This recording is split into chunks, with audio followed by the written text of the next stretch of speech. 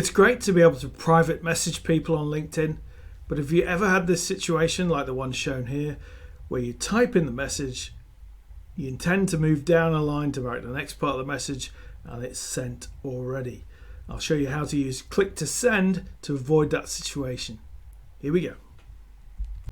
So first, go to the messaging app and you can choose the conversations you want to have.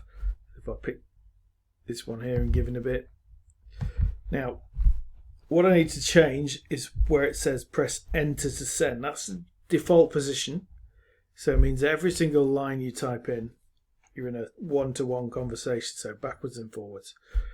But if you want to write more content before you send it, then you need to click here and select Click Send. Okay, so now I'll click away. And now what happens is you say, I was going to send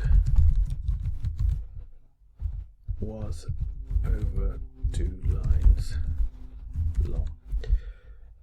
And then you can click send at the end of it. So much simpler. So a simple, straightforward way to avoid any embarrassment.